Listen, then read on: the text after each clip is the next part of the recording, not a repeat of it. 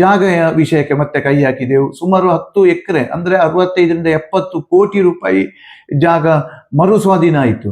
ಅಂದರೆ 1-2 ಜನ ಕೇಸಿಗೆ ಹೋಗಿದ್ದಾರೆ, ಮತ್ತೆ ಎಲ್ಲ ಹೆಚ್ಚಿನವರು ಜಾಗೆಯನ್ನು ಬಿಟ್ಟು ಕೊಡುವಂಥ ಕೆಲಸ ಆಗಿದೆ. ನಮಗೆ ದೇವರ ಜಾಗ ಬೇಡ, ನಮಗೆ ಉಪದ್ರ ಕಾಣ್ತದೆ, ಅದರಲ್ಲಿ ನಮಗೆ ಸುಖ ಇಲ್ಲ ಅಂತ ಹೇಳಿ ದೇವರ ಜಾಗೆಯನ್ನು ಬಿಡುವಂಥ ಕೆಲಸ ಹಂತ ಹಂತವಾಗಿ ಈಗ ಇತ್ತೀಚೆಗೆ ಕೂಡ ಒಬ್ಬರು 50 ಲಕ್ಷ ರೂಪಾಯಿಯ ಮನೆಯನ್ನು ಬಿಟ್ಟು ಕೊಟ್ಟಿದ್ದಾರೆ.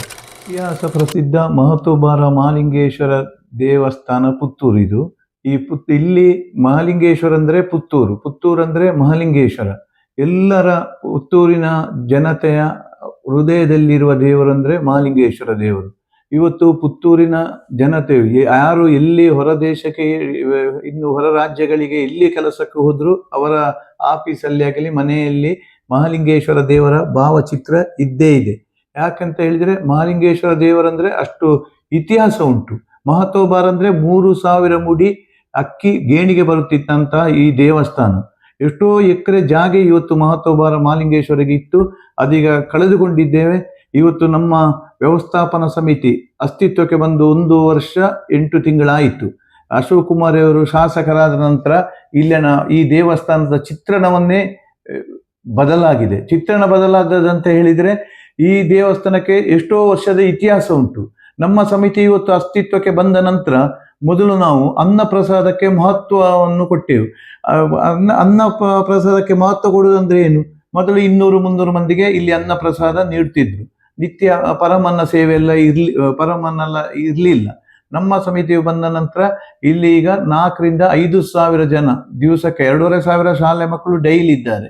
4ರಿಂದ 5 ಸಾವಿರ ಜನ ಇಲ್ಲಿ ಅನ್ನಪ್ರಸಾದ ಸ್ವೀಕರಿಸುವಂತ ನಿತ್ಯವು ಪರಮನ್ನ ಮತ್ತೆ ಅನ್ನಪ್ರಸಾದ ಒಟ್ಟಿಗೆ ಸಾರು ಪಲ್ಯ ಇದೆಲ್ಲ ವ್ಯವಸ್ಥಿತ ರೂಪದಲ್ಲಿ ಇವತ್ತು ಅನ್ನಪ್ರಸಾದ ಸಾಗ್ತಾ ಇದೆ. ಅದರಿಂದ ನಮ್ಮ ಸಾನ್ನಿಧ್ಯ ವೃದ್ಧಿಯಾಯಿತು. ಅಂದ್ರೆ ಇಲ್ಲಿ ತುಪ್ಪದ ದೀಪ ಉರಿಸುವುದು, ಶಿವನಿಗೆ ಆರಾಧ್ರ ನಕ್ಷತ್ರ ದಿವಸ ಎಳ್ಳೆಣ್ಣೆ ಅಭಿಷೇಕ, ಆ ಎಳ್ಳೆಣ್ಣೆಯನ್ನು ಭಕ್ತರಿಗೆ ನಾವು ಪ್ರಸಾದ ರೂಪದಲ್ಲಿ ಕೊಡುವುದು, ಅಭಿಷೇಕ ಮಾಡಿದ ಎಣ್ಣೆಯನ್ನು. ಮತ್ತೆ ಇಲ್ಲಿ ಮೃತ್ಯುಂಜಯ ಹೋಮ, ಮತ್ತೆ ಶತರುದ್ರ ರುದ್ರಾಭಿಷೇಕವು ಸೋಮವಾರ 2,000ರಿಂದ ಮೇಲೆ ರುದ್ರಾಭಿಷೇಕ ಎಲ್ಲ ಆಗ್ತದೆ. ಅಪ್ಪ ಕಜ್ಜಾಯ, ಪಂಚಕಜ್ಜಾಯ, ಹೀಗೆ ಹಲವಾರು ಸೇವೆಗಳು ಇವತ್ತು ಮಹಾಲಿಂಗೇಶ್ವರ ದೇವಸ್ಥಾನದಲ್ಲಿ ನಡೀತದೆ. ಎಲ್ಲವೂ ಕೂಡ ಒಂದು ವ್ಯವಸ್ಥಿತ ರೂಪದಲ್ಲಿ ಸಾಗ್ತದೆ. ಅಂದ್ರೆ ಈ ಸಾನ್ನಿಧ್ಯ ಇದರಿಂದ ವೃದ್ಧಿಯಾಗಿದೆ.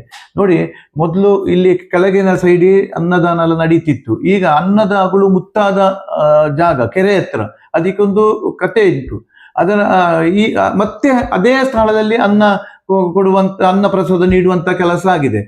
ಅಲ್ಲಿ ನೋಡಿ 2-3 ಲಕ್ಷ ಜನ ಅನ್ನ ಪ್ರಸಾದ ಸ್ವೀಕರಿಸುವಂತ ಜನ. ಮೊನ್ನೆ ಜಾತ್ರೆ ಉತ್ಸವ ಏಪ್ರಿಲ್ 17ರಂದು ನಡೆದಿದೆ. ಅಂದ್ರೆ ಅಲ್ಲಿ ಆ ಜಾಗ ಮಹತ್ವ ಏನಂತ ಹೇಳಿದ್ರೆ, ಅಲ್ಲಿ ಒಮ್ಮೆ ಅನ್ನ ಬೇಯಿಸಿ ಹಾಕಿದ್ರೆ ಪಲ್ಲದಲ್ಲಿ ಮತ್ತೆ ಅನ್ನ ಖಾಲಿ ಆಗುವುದೇ ಇಲ್ಲ, ಎಷ್ಟೇ ಜನ ಬರಲಿ. ಅಲ್ಲಿ ಮುಗಿಯಿತು, ಇನ್ನು 300 ಮಂದಿ ಇದ್ದರೆ ಪುನಃ ಅಕ್ಕಿ ಹಾಕಿ ಅಂತ ಹೇಳಿ ಬರುವುದಿಲ್ಲ. ಅಂದ್ರೆ ಮೊದಲು ನಾವು ದೇವರಿಗೆ ನೈವೇದ್ಯ ಇಟ್ಟು, ಗೋಗ್ರಸ ಮಾಡಿ, ಗೋವಿಗಿಟ್ಟು, ಮೀನಿಗೆ ಹಾಕಿ, ಮತ್ತೆ ರಕ್ತೇಶ್ವರಿ ದೈವಕ್ಕೆ ಇಟ್ಟು, ಮತ್ತೆ ನಾವು ಅನ್ನ ಪ್ರಸಾದ ನೀಡುವಂತ ಕೆಲಸ ಅಲ್ಲಿ ಮಾಡಿದ್ದೆವು. ಈಗ ಕೂಡ ಮತ್ತೆ ಸ್ಟೀಮಿನ ವ್ಯವಸ್ಥೆ ಮಾಡಿದೆವು. ಈಗ ಗ್ಯಾಸಿಗೆ ರೇಟ್ ಆಯಿತು, ಸ್ಟೀಮಿನ ಒಲೆಯ ವ್ಯವಸ್ಥೆ ಮಾಡಿದೆವು. ಈಗೆಲ್ಲ ವ್ಯವಸ್ಥೆಯು ಇಲ್ಲಿ ಅಕ್ಕಿ ಇರಲಿಲ್ಲ, ಭಕ್ತರಲ್ಲಿ ಅಕ್ಕಿ ಕೇಳುವಂತ ಮಾಡಿದೆವು. 38 ಲಕ್ಷ ರೂಪಾಯಿಯ ಅಕ್ಕಿ ಭಕ್ತರು ನೀಡಿದ್ದಾರೆ. ಇನ್ನು 1 ತಿಂಗಳ ಅಕ್ಕಿ ಉಂಟು, ಮತ್ತು ಕೂಡ ಭಕ್ತರು ಕೇಳಿದ್ದನ್ನು ನೀಡುತ್ತಾರೆ. ಹಾಗೆ ದೇವಸ್ಥಾನದ ಜಾಗ ವಿಷಯಕ್ಕೆ ಮತ್ತೆ ಕೈ ಹಾಕಿದೆವು. ಸುಮಾರು 10 ಎಕರೆ ಅಂದ್ರೆ 65ರಿಂದ 70 ಕೋಟಿ ರೂಪಾಯಿ ಜಾಗ ಮರು ಸ್ವಾಧೀನ ಆಯಿತು. ಅಂದ್ರೆ 1-2 ಜನ ಕೇಸಿಗೆ ಹೋಗಿದ್ದಾರೆ, ಮತ್ತೆ ಎಲ್ಲ ಹೆಚ್ಚಿನವರು ಜಾಗೆಯನ್ನು ಬಿಟ್ಟು ಕೊಡುವಂತ ಕೆಲಸ ಆಗಿದೆ. ನಮಗೆ ದೇವರ ಜಾಗ ಬೇಡ, ನಮಗೆ ಉಪದ್ರ ಕಾಣ್ತದೆ, ಅದರಲ್ಲಿ ನಮಗೆ ಸುಖ ಇಲ್ಲ ಅಂತ ಹೇಳಿ ದೇವರ ಜಾಗೆಯನ್ನು ಬಿಡುವಂತ ಕೆಲಸ ಹಂತ ಹಂತವಾಗಿ ಈಗ ಇತ್ತೀಚೆಗೆ ಕೂಡ ಒಬ್ರು 50 ಲಕ್ಷ ರೂಪಾಯಿಯ ಮನೆಯನ್ನು ಬಿಟ್ಟು ಕೊಟ್ಟಿದ್ದಾರೆ. ಹಾಗೆ ಎಷ್ಟೋ ಜಾಗ ಇನ್ನೂ ಕೂಡ ಸ್ವಾಧೀನಕ್ಕೆ ಉಂಟು.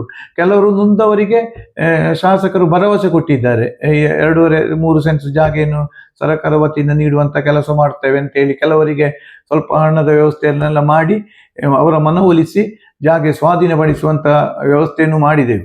ಹಾಗೆ ಇವತ್ತು ತಾಂಬೂಲ ಪ್ರಶ್ನೆ, ನಾವು ಪ್ರತಿಯೊಂದು ವಿಷಯದಲ್ಲಿಯೂ ಶಾಸಕರ ಮಾರ್ಗದರ್ಶನದಲ್ಲಿ ಭಕ್ತಾದಿಗಳ ಸಹಕಾರದಿಂದ ಏನಿದ್ರು ನಾವು ಪ್ರಶ್ನೆ ಚಿಂತನೆ ಮಾಡಿ ಮಾಸ್ಟರ್ ಪ್ಲಾನ್ ಮಾಡಿ ನಾವು ಇಲ್ಲಿ ಕೆಲಸ ಕಾರ್ಯವನ್ನು ಈಗ ಒಂದು ವ್ಯವಸ್ಥಿತ ರೂಪದಲ್ಲಿ ಮಾಡ್ತಾ ಇದ್ದೇವೆ. ದೈವಜ್ಞರು ತಿಳಿಸಿದಂತೆ ಅಯ್ಯಪ್ಪ ಗುಡಿಯನ್ನು ತೆರವುಗೊಳಿಸುವುದು, ಮೂಲನಾಗನನ್ನು ನಾಗನಲ್ಲಿ ಇಲ್ಲೆನ ನಾಗನನ್ನು ಮೂಲನಾಗನಕ್ಕೆ ಸೇರಿಸುವುದು, ಅಯ್ಯಪ್ಪನ ಗುಡಿಯನ್ನು ಈಗ ಬಾಲಯದಲ್ಲಿ ಇಟ್ಟಿದ್ದೇವೆ, ಎಷ್ಟು ಗುಡಿ ಆಗ್ತದೆ. ನವಗ್ರಹವನ್ನು ಹೊರಗಿತ್ತು ಅದನ್ನು ಒಳಗೆ ತರಿಸುವಂತ ಕೆಲಸ ಆಗಿದೆ. ನಿನ್ನೆ ನೋಡಿ 80-90 ಪೂಜೆ ಇತ್ತು, ಅಲ್ಲೆಲ್ಲ ಸರಿಯಾದ ವ್ಯವಸ್ಥೆ ಇಲ್ಲ. ಅದೊಂದು ಕಾಲುವೆ ಬದಿ ನೋಡಿ, ತೋಡಿನ ಬದಿ, ಅಲ್ಲಿ ಸರಿಯಾಗಿ ಕೂತ್ಕೊಳ್ಳಿಕ್ಕೆಲ್ಲ ಆಗುದಿಲ್ಲ. ಇಲ್ಲಿ ಅಚ್ಚುಕಟ್ಟಾಗಿ ವ್ಯವಸ್ಥಿತ ರೂಪದಲ್ಲಿ ಪೂಜೆ, ಶನಿ ಪೂಜೆ, ನವಗ್ರಹ ಪೂಜೆ ಎಲ್ಲ ನಿನ್ನೆ ಆಗಿದೆ. ಶನಿವಾರ ಜಾಸ್ತಿ ಆಗ್ತದೆ. ಹಾಗೆ ಮತ್ತೆ ಇನ್ನು ರಕ್ತೇಶ್ವರಿ ದೈವ, ಇದನ್ನು ಹೊರಗೆ ಹಾಕಿದ್ದಾರೆ ಈ ಹಿಂದಿನ ಕಮಿಟಿಯವರು. ಅದನ್ನು ಒಳಗೆ ತರಿಸುವಂತ ಕೆಲಸ ಮೊದಲು ಮಾಡ್ಬೇಕಂತೇಳಿ ದೈವಜ್ಞರು ಹೇಳಿದ್ರು. ಆ ಕೆಲಸ ಈಗ ನಾಳೆಯಿಂದಲೇ ಶುರು ಆಗ್ತದೆ. 1 ತಿಂಗಳೊಳಗೆ ಅದನ್ನು ರಕ್ತೇಶ್ವರಿಯನ್ನು ಒಳಗೆ ತರಿಸುವಂತ ಕೆಲಸ, ಅದರ ಭಂಡಾರವನ್ನೆಲ್ಲ ಒಳಗೆ ತರಿಸುವಂತ ಕೆಲಸ ಕೂಡ ಆಗ್ತದೆ. ನಂತರ ಸಭಾಭವನದ ವ್ಯವಸ್ಥೆ ಕೂಡ ಆಗ್ತದೆ. ಸಭಾಭವನ ವ್ಯವಸ್ಥೆ ಆದ ನಂತರ ಇಲ್ಲಿ ಒಂದು ದೊಡ್ಡ ಸಭಾಭವನ ಆಗಿದೆ. ಆದರೆ ಪ್ರತಿಯೊಂದು ಅಷ್ಟಮಂಗಲ ಪ್ರಶ್ನೆ ಇಡುವಾಗ ಅದನ್ನು ತೆರವುಗೊಳಿಸಬೇಕು, ಶಿವನಿಗೆ ಸ್ಮಶಾನ ಕಾಣುವುದಿಲ್ಲ ಅಂತ ಹೇಳುವುದನ್ನು ಹೇಳಿದ್ದಾರೆ. ಅಂದ್ರೆ ಅದರಲ್ಲಿ ಆ ಒಂದು ಬಿಲ್ಡಿಂಗ್ ಅಲ್ಲಿ ಯಾವಾಗಲೂ ಒಂದು ಒಳ್ಳೇದಂತೇಳಿ ದೊಡ್ಡ ಇದರಲ್ಲಿ ಆಗ್ಲಿಲ್ಲ. ಈಗಲೂ ಅದು ಅದರಿಂದ ದೊಡ್ಡ ಬಿಲ್ಡಿಂಗ್, ಆದರೆ ಅದನ್ನು ತೆರವುಗೊಳಿಸಬೇಕಂತೇಳಿ ಅಷ್ಟಮಂಗಳದ ಪ್ರಶ್ನೆಯಲ್ಲಿ ಆಗಿದೆ. ಭಕ್ತರು ಕೂಡ ಸಲಹೆಗಳನ್ನು ನೀಡಿದ್ದಾರೆ. ಅದನ್ನು ಇಲ್ಲಿ ಸಭಾಭವನ ಹೊಸತ್ತಾದ ನಂತರ ಅದನ್ನು ತೆರವುಗೊಳಿಸುವಂತ ಕೆಲಸ ಮಾಡ್ತೇವೆ. ಮತ್ತೆ ಕೆರೆ ಕೆಲಸಕ್ಕೆ ಈಗ ಟೆಂಡರ್ ಕರೆದಿದ್ದೇವೆ, ಅದು ಕೂಡ ಕೆಲಸ ಆಗ್ತದೆ. ಇನ್ನು ರೋಡಿನ ಕೆಲಸ 3 ಕೋಟಿ ರೂಪಾಯಿ ಶಾಸಕರಾದ ಅಶೋಕ್ ಕುಮಾರರ ಅನುದಾನದಿಂದ ಬಂದಿದೆ, ಅದು ಕೂಡ ಈಗ ಇನ್ನು ಪ್ರಾರಂಭ ಮಾಡ್ತೇವೆ. ಇಲ್ಲಿ ಈಗ 5 ಶಿಲಾಮಯ ಕಟ್ಟೆಯನ್ನು ಒಬ್ಬೊಬ್ಬರು ದಾನಿಗಳು 25 ಲಕ್ಷ ಕೊಟ್ಟಿದ್ದಾರೆ. ಅದು ಜಾತ್ರೆಯಿಂದ ಮೊದಲೇ ಶಿಲಾಮಯ ಕಟ್ಟೆ ಆಗಿದೆ. ಒಂದು ಅಶ್ವತ್ಥ ಕಟ್ಟೆಯನ್ನು ಕೂಡ ಶಿಲಾಮಯ ಕಟ್ಟೆ ಮಾಡಿದ್ದೇವೆ. ಅದಲ್ಲದೆ ಗೋಶಾಲೆ ಈಗೊಂದು ಇನ್ನು ಸಣ್ಣದಲ್ಲಿ ಆಗ್ತದೆ. ಇನ್ನು ನಮ್ಮ ಇಲ್ಲಿ ಮುಟ್ಟೆ ತಡ್ಕದಲ್ಲಿ 19 ಎಕರೆ ಜಾಗೆ ದೇವಸ್ಥಾನಕ್ಕೆ ಇದೆ. ಅಲ್ಲಿ ದೊಡ್ಡ ಮಟ್ಟಿನ ಗೋಶಾಲೆ ಮಾಡುವ ವ್ಯವಸ್ಥೆ ಕೂಡ ಮುಂದಿನ ದಿವಸಗಳಲ್ಲಿ ನಮ್ಮ ಬೇಡಿಕೆ ಉಂಟು, ಆಶೆ ಉಂಟು. ಅದನ್ನು ಎಷ್ಟರವರೆಗೆ ಈಡೇರ್ತದೆ ಅಂತೇಳಿ ಹೇಳಲಿಕ್ಕೆ ಆಗುದಿಲ್ಲ. ಹಾಗೆ ನಮ್ಮ ಮಹಾಲಿಂಗೇಶ್ವರದ್ದು ಈಗ ಸ್ವರ್ಣ ಕವಚ ಮಾಡುವ ಒಂದು ದೃಷ್ಟಿಯಲ್ಲಿ ಹೊರಟಿದ್ದೇವೆ. 6 kg ಚಿನ್ನ ದೇವಸ್ಥಾನದಲ್ಲಿ ಸಿಕ್ಕಿದೆ. ಸಣ್ಣ ಸಣ್ಣ ಚೂರು ಎಲ್ಲ ಮೊದಲು ಹರಕೆದೆಲ್ಲ ಬಂದದ್ದು. ಮತ್ತೆ ನಿತ್ಯ ಉಪಯೋಗದ್ದು ಚಿನ್ನ ಉಂಟು, ಅದನ್ನು ಮುಟ್ಲಿಕ್ಕಿಲ್ಲ. ಪರ್ಮಿಷನ್ ಪಡೆದು ಭಕ್ತರಿಂದ ಚಿನ್ನವನ್ನು ಕೇಳಿ ಈಗಾಗಲೇ ಒಂದು 200 ಗ್ರಾಮ್ ಚಿನ್ನ ಎಷ್ಟೋ ಜನ ದಾನಿಗಳು ಬಂದು 1 ಗ್ರಾಮು 2 ಗ್ರಾಮು 8 ಗ್ರಾಮು ಹೀಗೆ ಚಿನ್ನ ಕೊಟ್ಟವರಿದ್ದಾರೆ. 200 ಗ್ರಾಮ್ ಚಿನ್ನ ಈಗಾಗಲೇ ಬಂದಿದೆ. ನಂತರ ಅದನ್ನು ಸ್ವರ್ಣ ಕವಚ ಮಾಡಿ ಮಹಾಲಿಂಗೇಶ್ವರ ದೇವರಿಗೆ ಅರ್ಪಿಸುತ್ತೇವೆ ಅದನ್ನು. ಹಾಗೆ ಹಲವಾರು ಇವತ್ತು ಏಪ್ರಿಲ್ 17 ಏಪ್ರಿಲ್ 10ರಿಂದ 20ವರೆಗೆ ಮಹಾಲಿಂಗೇಶ್ವರ ದೇವಸ್ಥಾನ ಜಾತ್ರೆ ನಡೀತಿದೆ. ಈ ಸಲ ಅಂತೂ ಬಹಳ ವ್ಯವಸ್ಥಿತ ರೂಪದಲ್ಲಿ ಎಲ್ಲ ವಿಷಯದಲ್ಲಿ ಅನ್ನ ಪ್ರಸಾದ ಸ್ವೀಕರಿಸುವಾಗುವುದು. ನಿಜವಾಗಿ ಪೊಲೀಸ್ನವರೇ ಹೇಳಿದರು, ಯಾವುದೇ ಒಂದು ಅಹಿತಕರ ಘಟನೆ, ಏಕಕಾಲದಲ್ಲಿ 2.5 ಲಕ್ಷ ಜನ ಸೇರುವಾಗ ಯಾವುದೇ ಒಂದು ಅಹಿತಕರ ಘಟನೆ ಆಗದೆ ಅಷ್ಟು ಲಾಯ್ಕು ಜಾತ್ರೆಯೋತ್ಸವ ನಡೆದಿದೆ ಎಲ್ಲ ವಿಷಯದಲ್ಲಿಯೂ. ಅಂದ್ರೆ ನಾವು ಭಕ್ತರ ಮೀಟಿಂಗ್ ಕಳಿಸಿದ್ದೆವು. ಗ್ರಾಮದಲ್ಲಿ ಭಕ್ತರ ಸಭೆ ಕರೆದು ಮಹಾಲಿಂಗೇಶ್ವರ ಭಕ್ತ ಸಮಿತಿ ಅಂತೇಳಿ ಸಮಿತಿ ಮಾಡಿದೆವು. ಭಕ್ತರ ಮೀಟಿಂಗ್ ಎಲ್ಲಿ ಕಾರ್ಯಕರ್ತರಾಗಿ 1000 ಜನ ಇವತ್ತು ಬರ್ತಾರೆ. ಇವರೆಲ್ಲ ಕಠಿಣ ಪರಿಶ್ರಮದಿಂದ ಇವತ್ತು ಪುತ್ತೂರು ಮಹತೋಬಾರ ಮಹಾಲಿಂಗೇಶ್ವರ ದೇವಸ್ಥಾನವನ್ನು ರಾಜ್ಯವೇ ನೋಡುವಂತಾಗಿದೆ. ಮುಂದಿನ ದಿವಸಗಳಲ್ಲಿ ನಮ್ಮ ಶಾಸಕರಾದ ಅಶೋಕ್ ಕುಮಾರ್ ಅವರ ಮಾರ್ಗದರ್ಶನದಲ್ಲಿ, ರವೀಶ್ ತಂತಿಯವರ ನೇತೃತ್ವದಲ್ಲಿ ಎಲ್ಲ ಭಕ್ತಾದಿಗಳ ಸಹಕಾರದಿಂದ 60-70 ಕೋಟಿ ರೂಪಾಯಿಯ ಜೀರ್ಣೋದ್ಧಾರ ಕೆಲಸಗಳು ಮುಂದಿನ ದಿವಸಗಳಲ್ಲಿ ನಡೆಯಲಿವೆ. ಡಿಸೆಂಬರ್ 4, 2028 ಜನವರಿಯಲ್ಲಿ ಬ್ರಹ್ಮಕಲಶ ನಡೆಯಲಿದೆ.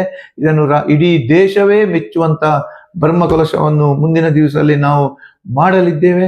ಹಾಗೆ ಎಲ್ಲ ಭಕ್ತಾದಿಗಳು ಎಲ್ಲರೂ ಕೂಡ ಈಗಾಗಲೇ ಸಹಕರಿಸಿದ್ದಾರೆ, ಮುಂದೆ ಸಹಕರಿಸುತ್ತಾರೆ ಅಂತ ಹೇಳುವ ನಂಬಿಕೆ ನಮಗುಂಟು. ಹಾಗೆ ಮಹಾಲಿಂಗೇಶ್ವರ ದೇವಸ್ಥಾನ ಇವತ್ತು ಒಂದು ವ್ಯವಸ್ಥಿತ ರೂಪದಲ್ಲಿ ಸಾಗ್ತಾ ಇದೆ.